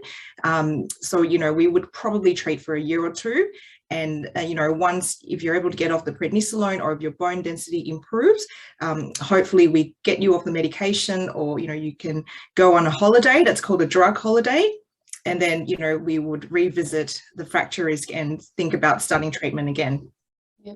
Is there a dose of prednisolone considered, you know, safer for bones, or is it any prednisolone? Yes, so there is a dose. So the recommendation is that if you are on 7.5 milligrams daily, so the equivalent of 7.5 milligrams daily or greater over a period of 3 months, we would recommend that we would start bisphosphonate therapy if someone has osteopenia or osteoporosis. Yeah, okay. And talking about osteoporosis, so if someone's diagnosed on bone density with osteoporosis, can they recover normal bone density? Yes, so it is possible. So with the current treatments that we've got, especially with, you know, the bisphosphonates and Prolia or denosumab, these are really effective in helping to restore bone mass. So some people do actually get to have normal bone density again with treatment, but the majority of people do have improvement, but somehow don't get back to where they normally should. So they'll still have osteopenia from someone who's previously had osteoporosis. Yep, okay. Richard, the next question I'll direct to you. Has there been any work or research done as to why some people get vasculitis and others don't? Oh, Answer that in 2 How long we got? Yes. It's a great question, yes, isn't it? Yes. Okay. So yes, it depends on the type of vasculitis. There are some very rare vasculitis, types of vasculitis emerging, which are clearly genetic, but that's really quite uncommon. There is a genetic contribution to vasculitis, which is about the same as rheumatoid arthritis in terms of ANCA-associated vasculitis, which is about 20% or so. But remember, we've got the population, we've got the people, the 15 to 20 people per million who are unlucky enough to get ANCA-associated vasculitis. So although there's a genetic contribution, generally speaking, it's not enough in itself. It might just help set the scene a bit. Unlike some autoimmune diseases, many, but not all forms of vasculitis, including ANCA-associated vasculitis, it gets a little commoner as you get older. Now, I know there's lots of people who are young people, but you know, unlike perhaps multiple sclerosis or type 1 diabetes, for example, where it's a condition that people get fairly early on, vasculitis tends to affect people later on in life. And so the way the immune system ages may well be important in this. The way our body gets older, our immune system gets older as well. In some situations that are uncommon, in America, for example, and sometimes in Australia, there are people who take cocaine, and then cocaine is a drug called levamisole that the Colombians put in there to cut the cocaine and make it go further, and that can cause vasculitis. Similarly, an anti-thyroid drug, particularly used in Southeast Asia, can also cause vasculitis. But generally speaking, and in fact, probably exposure to silica as well as the lung silicosis may also predispose people to vasculitis. But so we have some clues. We have sort of some environmental stuff, we have some genetic stuff, and we have some aging. But we really don't know why most people get vasculitis. One of the big things about triggers is whether infections trigger vasculitis, and there are lots and lots of stories of infection triggering vasculitis.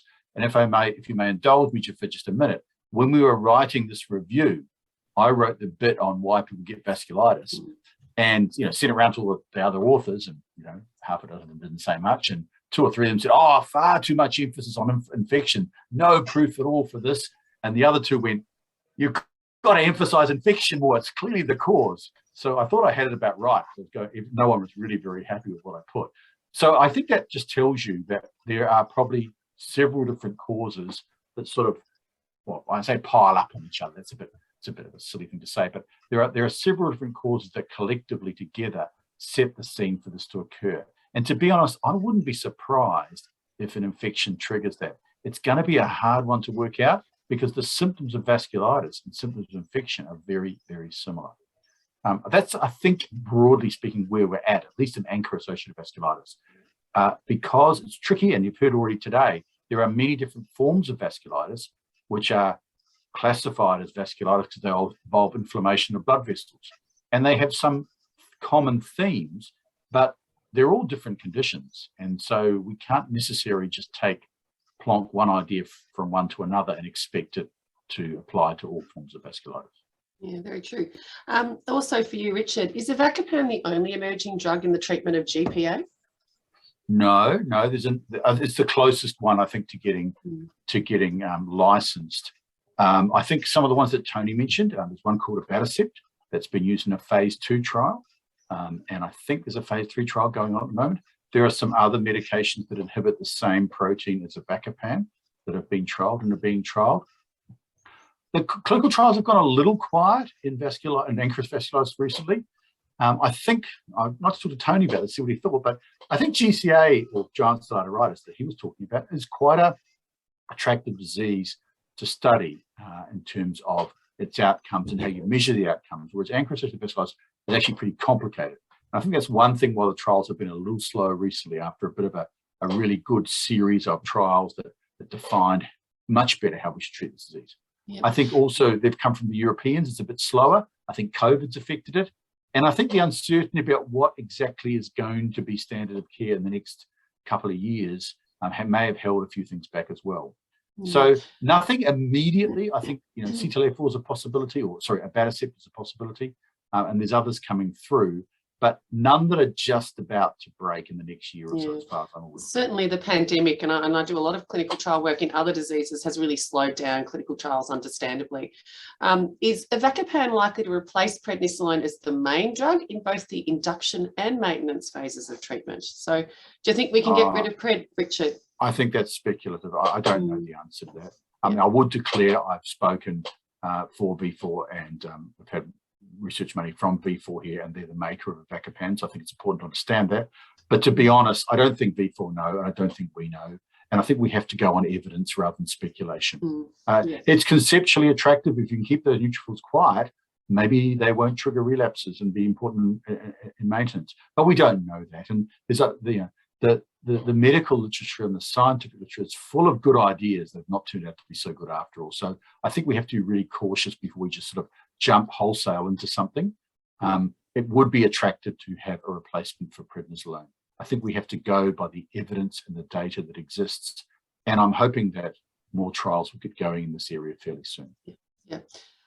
There's a question about Avacopan and Church-Strauss syndrome, and I'm sorry, it's not my area of expertise, but Richard might be able to help. Do you think Avacopan would be good for Church-Strauss syndrome? Okay, so for we've those lost of you, Tony. Unfortunately, Tony. For those of you listening at home, those of you playing at home here, I need to tell you what Church-Strauss is.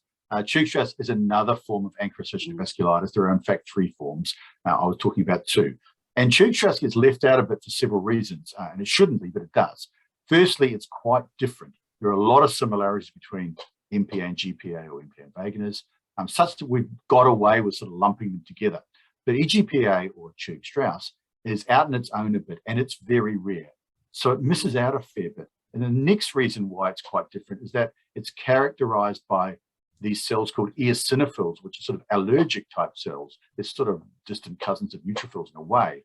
And so it's a very eosinophil mediated disease. So it's quite different, and I suspect it's a completely different disease. The last thing about that that's important is only 40% of them have, people with this condition have positive ANCA, those antibodies I was talking about. So 60% of them don't, and it's probably even 2 different diseases within it. So it's a really tricky disease. Having said that, eosinophils do express the C5a receptor, but I don't think, although I don't think we know, I don't think ANCA play a role in activating eosinophils. So I would be a little surprised if Avacopan leaps into the EGPA stage, assuming it does in the other 2 forms of ANCA vasculitis. However, what does exist, and I think there's a question here, there is an anti-cytokine treatment for EGPA. We talked about cytokines. These are chemical messengers that stimulate cells. And the big one that stimulates eosinophils is one called IL-5. And it's been anti-IL-5 antibodies have been used in asthma. And there's one called mepolizumab, there are others as well, which is TGA approved, but as far as I'm aware, not PBS licensed. I don't think so. The treatment of EGPA. So I would sort of say, if you say, well, okay, what's the C5a receptor antagonist might be the neutrophil activating thing. Well, we've already sort of got one. I think it's not the same, but we can't draw direct analogies, but I mean direct parallels. But there is something analogous or similar about that, and that keeping the eosinophils quiet in EGPA would seem to be a good plan. Yep. All right. We have gone a bit over time. I've got a final question, which is for Tamara. So Tamara, I really enjoyed your talking us through some mindfulness sort of techniques. Is there any other really good resources out there for that if people were wanted to explore it further? Is there any resources you'd recommend? It is a question without notice. Yeah. No. If you just Google mindfulness, you'll probably come up with a bunch. There's a lot of apps that you can use. So Smiling Mind is a app that's free to download.